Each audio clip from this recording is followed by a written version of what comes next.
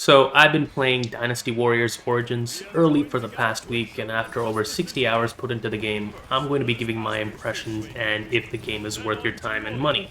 Now before we start, I gotta thank KOEI America for providing me an early review copy for content creation purposes. Now Dynasty Warriors isn't a franchise I'm super familiar with. I played a couple games in the past from the series, and the most recent one I played was Dynasty Warriors 8. So that's kind of the most fresh memory of the series in my mind right now. Think of my take as someone who is somewhat familiar with the series, and just enjoys playing these games. I'll talk about the story first, showcase some gameplay mechanics, pros and cons, as well as the performance. I played the game on the PS5 Pro, so that's what my impressions are based on.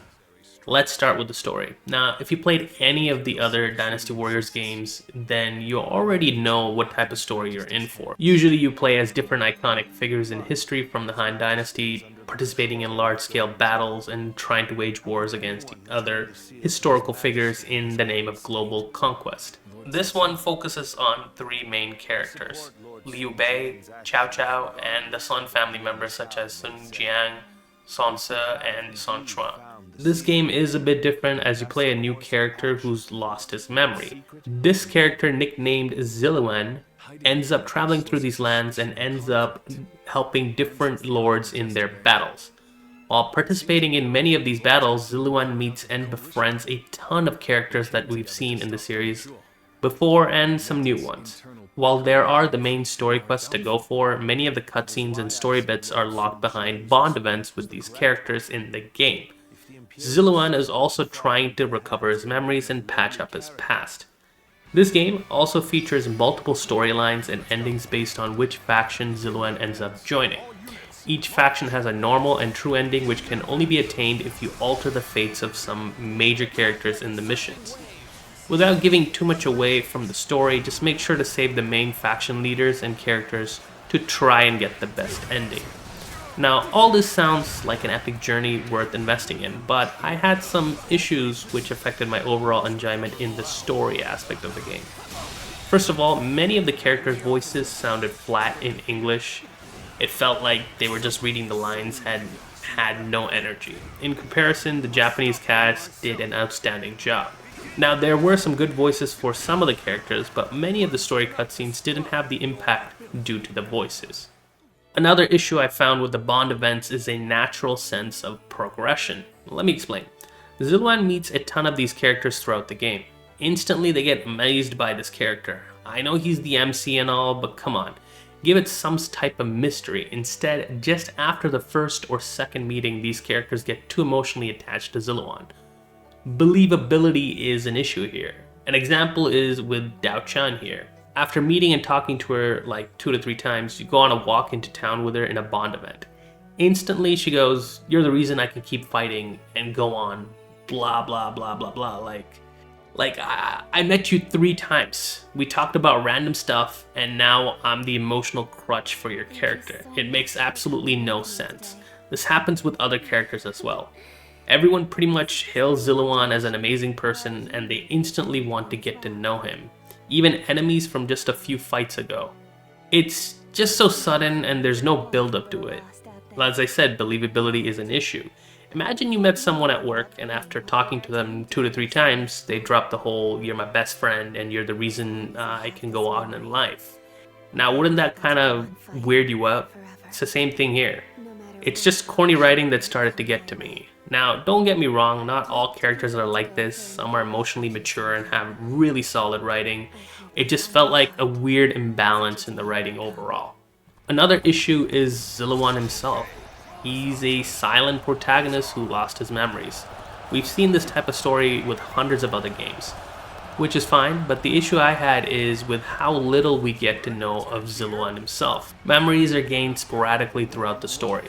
We learn about his past, about when he became a warrior, but we don't actually learn about his origin or anything. He's the main protagonist of the game. He has these special eyes, or these colored eyes, which can see through mystical things, fog, the wind directions and all this. We don't actually learn where his past came from. We just know that he was in a village and that village raised him to become a warrior, or they call it in the game the guardian of peace, who's supposed to keep the balance of peace within the nations. That's all interesting and stuff, but like if they gave a little bit more emphasis on his origin, that would actually be really interesting for the character. But instead we just try to recover some of his memories just to know that he's supposed to do this job, and that's basically it. We don't get anything more than that. I did also feel some faction storylines felt a little bloated compared to the others. Lastly, I talked about the writing in the Bond events being corny, but some of the writing in the main storylines were also extremely bloated and felt like they were spoon-feeding us.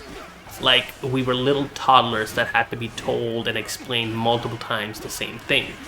They really needed to proof that script a couple more times before they put it into production, in my opinion. Now, with the story out of the way, let's talk about gameplay and its mechanics. We're going to do something different here. I'm going to do this live, where I talk and showcase the game at the same time.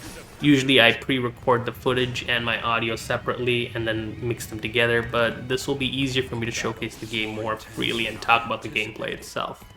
Alright, so here we are in the game. We're in the overworld. This is a huge map. If you press select on the PS5 controller, as you can see, you have a big map. The white ones are waypoints that you can travel to. Each waypoint is basically a region that you can try to, I wouldn't say conquer, but basically you have missions that you want to complete in that. Right now there's the main mission here, but I've already beaten this storyline in this specific save point, so don't worry about that. When it's blue, it means you pretty much done all the side quests in that region to get that to max level. So if you look at the bottom right, there's a little symbol under the map, or to the left of the map, has 3 nodes, and each node is blue. That node over there, so those nodes over there represent the rank of this region. In this region, I've done all of the side quests, these little mini skirmishes. So doing that basically not only levels up the rank of your weapons, it also levels up your rank of this area. So in this region, I basically 100%ed it. These things will spawn again in order to give you more experience for your ranking up your weapons and stuff like that, but they're not really necessary for you to complete it. These missions are basically small skirmishes that are happening in these maps, which main story missions have already proceeded to happen. I've already completed all the main story missions in this region, so basically this map, if we go take a look over here, you know what, let's just go in so I can talk about the gameplay itself. So as you can see, this is a small mission. There's only like 2 real objectives to go in there. I can get my horse up, fast, dash into it. Dashing is a great way to like run through all these soldiers. Gives you a little bit of movement. Jump in, going for a triangle attack, that's the heavy. If you do a jump and an air attack, you have air combos, but it's not like you can do infinite combos in the air. So the basic gist of it is you have your square for your basic combat, you have your block, you have your dodge, there's a perfect evade, there's your weapon specific attack, which is L1 and triangle, which does this. In this glaive, you basically charge up your weapon. For a sword, it'd be like a slash, like a jump slash. In this situation, you also have your bravery attacks, which are the golden yellow nodes on top of the health bar on the bottom. As they fill up, you can do special attacks for each weapon. So this one sends a shockwave, and now I have to kill more soldiers or kill this officer to get more bravery points. And that's how the loop works. So once you kill that officer in that region or in that specific area, you pretty much kill all the small soldiers, so the small soldiers will run away. Now you want to go into the main mission, main area, which isn't too far. Right below the health bar is your Muso meter. So obviously this is a Muso game. We're obviously not going to fill it up in this section because there's not enough soldiers for you to kill. And that's the only way for you to level it up. I mean, if I can level it up to a small degree, I can show you. Right now, I'm going to show you another way, my favorite. So right run, I was supposed to press R1 triangle, or it's like glowing orange attack. What it basically does is they're doing an interruptible attack, which you can't really parry, but you can stop with your special attack, like a very specific, red color special attack. You can do the palm strike, or you can do another one that's maxed out. I don't want to kill him, so I can show you the parry system. So parrying is one of my favorite aspects of this game. It is so fluid. I mean, anytime they glow yellow, you can parry their attacks. Oh, I've already killed him. Okay. That's unfortunate. I'm just way too high level for this area, but as you can see, I'm just showing you basic gameplay. You can do a lot of combos, all this stuff. So once you kill or finish the mission, you end up getting this experience bar, this rank level. Right now, I'm rank 7 on all the weapons. There are, what is it, 1, 2, 3, 4, 5, 6, 9 weapons in the game, which is kind of cool. I wish there were more, in my opinion, but it is what it is. And you get some skill points, which you can use to level up your skills. You also have these trainings to do. These trainings are important because once you finish each training, all the trainings for one specific character, their next mission will come up, their bond level mission. Obviously, I haven't completed all of them, not in this save file. It's because, you know, some of these trainings are very archaic. Like, you have to do specific things which require you to level up your character in specific ways. So these are your skills that you can level up. As you can see, the skill trees, you know, more health automatically, some skills. This one's a skill one that I haven't really gotten because I don't really like that skill. There's still a ton of stuff for me to unlock, and that will require me to go into higher rank levels and all that stuff and finishing all these. So once that's done, I can't even speak right now. You gain some money. You see your bond for Chengpu grew up. So that means if I can check my map, nope. That's basically the final fight, so I don't want to show that. If you complete a ton of their bond missions and their bond level goes up, you can go and talk to them, and they will, you know, give you a new bond mission, where you go and talk to them, spend some time with them. So this is the map. You can go to different cities. Each city will have a weapon shop.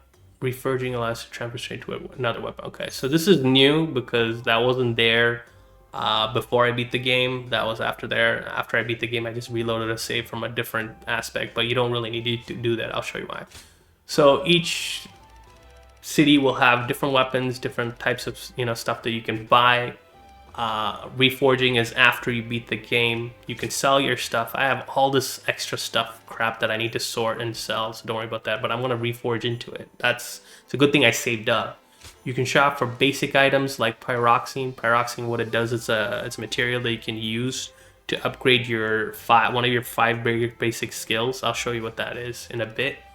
Yeah, you can buy other stuff that you can use inside the battles. These are all battle arts for your weapons. Each one, I bought them all from the store, so we don't have to worry about that. Another important aspect of each of these safe areas, which are basically cities, tents, camps, is lodging. So you can go in here, it's basically your room, and in your room you'll get letters from, see, as you go, as I said, once I finished one of Chengpu's thing, his mission showed up. So you see, he says here, allow visit, I need to hear your honest opinion.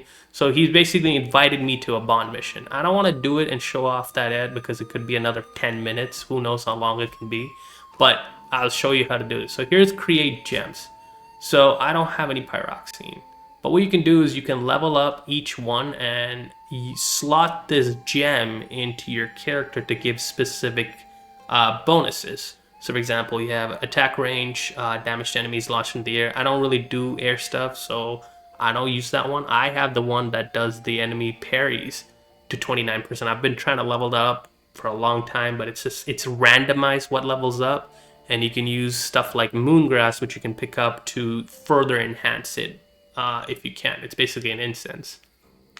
So there's also, once you beat the story, you can unlock all the paths. So as you can see, that's the prologue, and this is chapter 1. You can basically go back to any of the major start points. So you can start off with chapter 1 over here, chapter 2, chapter 3. Chapter 3 is when the paths start diverging between the three factions. So you got the Sun faction, the Cao Cao, and the Liu Bei. As you can see, in this route I went the Sun route, and this save basically. But you can go back before that battle, that critical battle that made me go into that one specific path, and I can do different things. I can like go and do the other path. I can go do see, I can start going through that path by going back, and you won't lose any progress. You'll just pick up from that point, and you'll just keep going through the rest of the story, and that's how you go through the rest of the story. As you can see, I don't have any path for Chao Chao or Liu Bei in Chapter 4 or Chapter 5. That's the reason. So that's it's great in my opinion for replayability. So you don't like I basically put multiple saves, but I didn't really need it, and I was stupid enough not to look at this menu. So I just had to like reload that save and play through the whole game, and that was a dumb idea. But basically, when you go through the story mode and drop into that point, your level cap will still be like I'm ranking 55 now. That will get transferred over. So all my weapons I've unlocked, all my bond stuff, everything will move into it, and you're basically more powerful. And you're basically you can speed through this section without having too much worry. And you have your records. It'll show you all the stuff that you've done, stuff that I haven't finished. This save I've only done half of it, but in my other saves I have Chao Chao done, and I have Liu Bei done, etc., etc.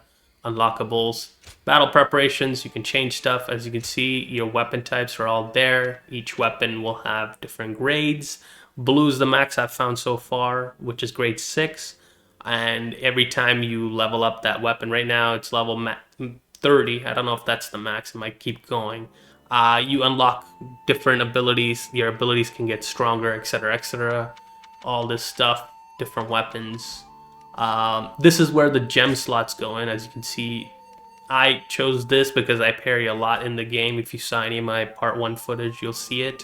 Here are your arts. There are some that are specific to the weapon, and there are some that are basically, this one is for all. I can use it. This one's, it costs a lot of money, but it's actually not that great in my opinion. You can also master them. So using them a certain number of times lets you master that specific gem, and they turn into these mastered basically skills, which actually deal more damage. They have more less requirements to activate, and they have bigger reach. Basically, you want to choose your favorite ones, level them up, and master them for the tougher challenges.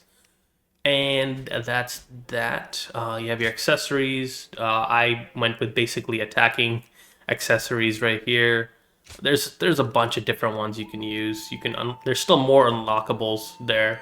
You have different horse types. They're basically colors. So this one, walnut, maple, chestnut, birch, mahogany. Once you get your horses, you can level them up. That just increases your speed, their attack, etc., etc. And you have your portable items. Like I said, the stuff that you buy at the store, you can add it here, and you can use it in battle. Still haven't unlocked the 4th slot. I guess I need to be a higher level. In terms of rank, as I shared, these are the ranks that I could do. Each weapon has its own weapon experience. Now, don't think completing story missions or just running through as many missions quickly will get you the most experience. No, it's how many people you kill, basically. So if I went into a mission and I got like 500 people killed, I'd get more experience than if I just ran into the mission, ran through it, didn't kill any other side soldiers, and went straight for the enemy general, killed him, and then the mission ended. That would be the lowest amount of experience. That's where this game kind of bottle caps you in a way, where in the middle of the game at around the 20-hour mark, I was like I think experience is so slow to come by. Some of those missions are really small, so you're not fighting too many enemies. So I just kept fighting the same missions over and over. Those side skirmishes that we started the video with, or started this section with. It's just too long. That's one of my major criticism, is that you gotta either give more levels so it's easier to level up, or have more weapons to play with. Because right now 9 is great and all, but like once you hit that 25-hour mark, you're starting to feel a little bit of that repetitiveness, because you're like, I've already played through this weapon, I've already mastered some of my favorite moves, I want to move on. But then you're like, by the time the 30-hour mark hits, you're like, shoot, I've already mastered all these weapons, or they're not fully maxed out, but like you get the idea. All they do is attack increase, health increase. Like I'm already there. I'm already to the point where it's just basic stat upgrades. It's not like I'm getting new abilities for them. And having a couple set of weapons would have actually improved the overall experience. But that's just for me, by the way. These are your skills. I've already showed this. There's a bunch of them. Most of them are, stat upgrades. A few of them are abilities. Some of these, the ones in the middle, this one, like the skill point, Muso Rage, these ones in the middle, they're only obtainable by doing memory unlock quests from Yuan Shua. He's basically the guy who follows you around. He's like he's a healer who was in your lodgings in the room, the guy wearing the white clothes. You have to do side missions with him in order to unlock your past memories. I've mentioned this before in the story mode, and that will unlock these extra ability slots. And here's your squad. So basically, once you get through a certain portion of the story, you'll be granted these soldiers that follow you around. Well, I mean, they don't follow you throughout the story. They follow you in battle. And based on how many you have, you'll unlock different abilities like encirclement. Basically, they'll just look at a specific target and keep attacking them over and over. The spear wall. There's a bunch of different ones. There's defense. Right now I have the mounted charge is one of my favorites. Everybody gets into a horse and then just charge the entire force, and it just shreds enemy armies. Here's the basic charge. Here's encirclement. And to unlock them, you have to do these soldier missions. And the only time they unlock is through story. So once you beat a specific region story part, the soldier missions appear, and they're actually a bit longer than the skirmishes. Unfortunately, this save doesn't have any of them in this section, I would think, because you can tell if they have it. It's basically like a skirmish, except it's a longer mission. It has some story weight to it, and once you beat it, you either get a medallion, which would be for your accessories, or you get more guards. Right now I have like 38 guards in my squad. I don't know how many. I can't tell. It doesn't show unless I go into battle. I'm pretty sure it was like 30. Oh, there it is. 38 hired. You can get more by, going through the other stories and etc., etc. But the issue is they come so they're so scarce that you have the same abilities. I had the same 4 abilities for a majority of the game, and then in the last 10 hours, all these new abilities started to appear because that's when all the new missions appeared. So I feel like they kind of screwed with the overall progression. I feel like if they gave more of these missions earlier on, it would be more fun to experiment with, and it'd be useful to use them. Whereas you only get these cooler ones way late in the game that you're like, oh, I'm already overpowered. I don't really need them. I can just use them for something else. It's just same thing with the skills for your equipment. Some of these skills are gone through bond missions and bond levels for many of these characters, and you can actually miss out on some of them because there are story locked, right? Some of these characters are belonging to specific factions. They cut out ties with you after you go through a faction and become part of their faction. So it's kind of hard. Like, if they gave out more of these abilities, like I was stuck with the sword abilities. Where is it? Here you go. Let's put the sword on. Like, I was stuck with 5 abilities for a majority of the game because it wouldn't give me any bond levels till the second half of the game, and it's they needed to balance this overall so you don't feel that repetitiveness or boredom. Like, I got addicted to using a specific move, and I'm just like, I'll just stick with it. Why do I need to change? And then now it's like, now I gotta farm to master these in order to get more skill points. It's just like they needed to balance that. Well, like I said, I'm ranked 55. There's your bravery ones on the top. It shows you how many nodes I have. I have 10, and that helps me use more abilities, and it helps me recharge more. My health and my attack and my defense raise as my rank goes up, so I forgot to mention that. Every time, the key idea is, instead of trying to just beat as many enemies thinking that there's an experience bar, the way experience works here is your ranking. every weapon rank gives you a level, and that level adds up, adding to your overall attack, your overall defense, and overall, you know, your bravery meter, health meter, etc., etc. So that's basically that. Anything else left in here? I've pretty much explained a lot so far in terms of lodging. So that's Yuan Shua, I think that's his name. He's the one who goes with you on side missions. I've already done those. You can change your clothing. This is your starting clothing. This is once you become a part of the Sun family. Here's my stats. Don't really need to worry about that.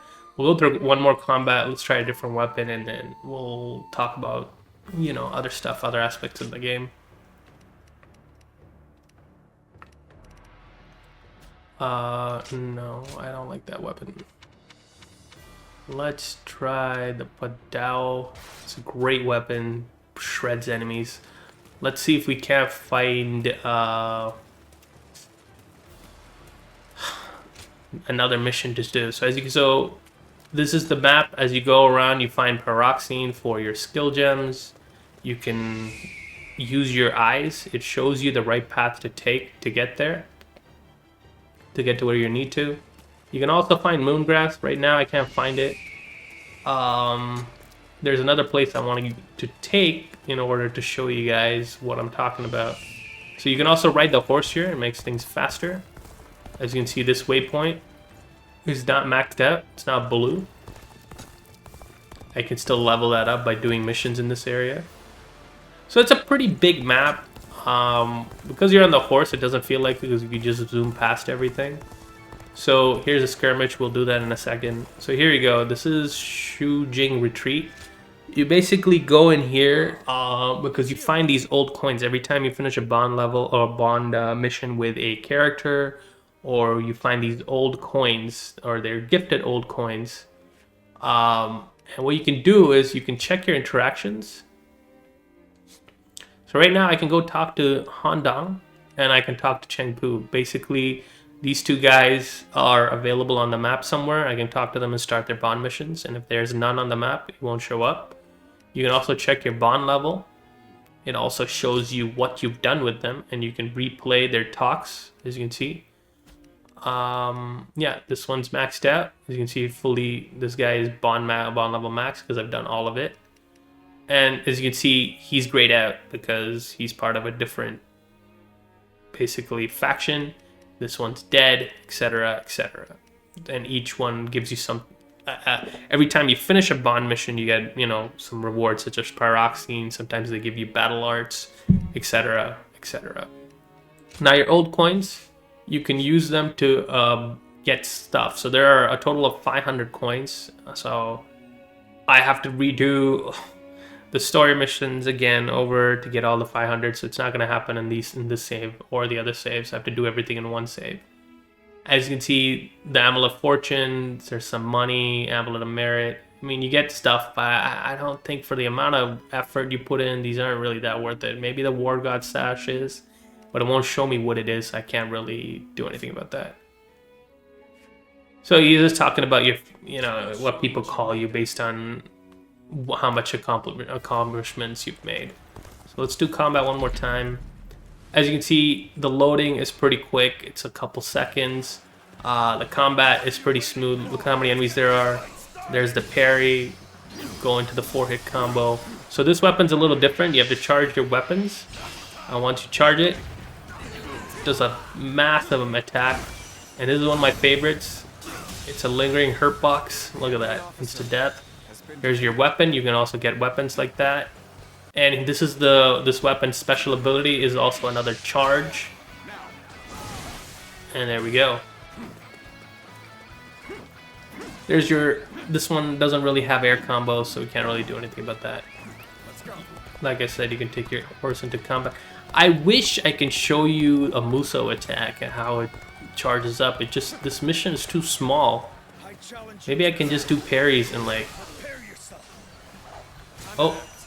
As you can see, when he does that attack, it's basically like you can't block that attack. If you get hit by it, you can't parry it.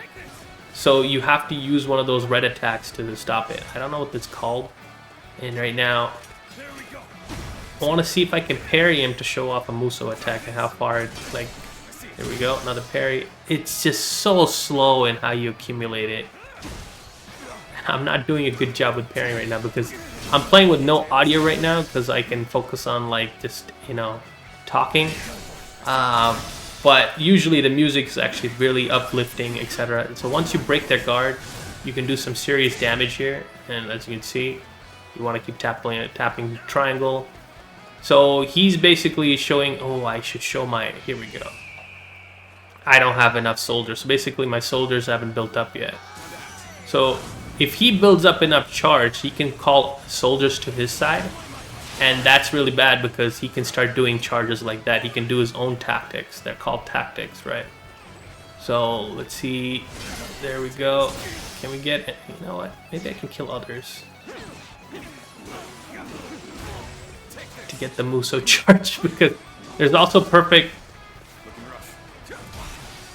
That's not perfect. A perfect evade that will also fill up your bravery, and I'm really not. It's harder to do this without any sound. That's the issue. There we go. There's the perfect evade. It gave me a lot of like, you know, skill points and stuff like that.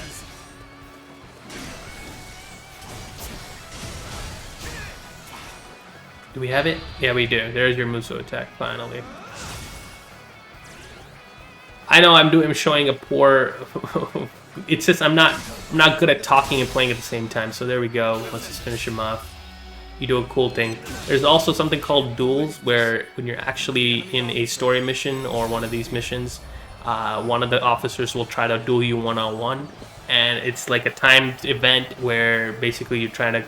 Both of you will have the same health bar. The more attacks you make on him will allow you to guard cancel him or break his guard, and you can finish him off on one hit. I wish I could show you a duel. I'll probably just show some footage of it as you guys are watching if I can find it.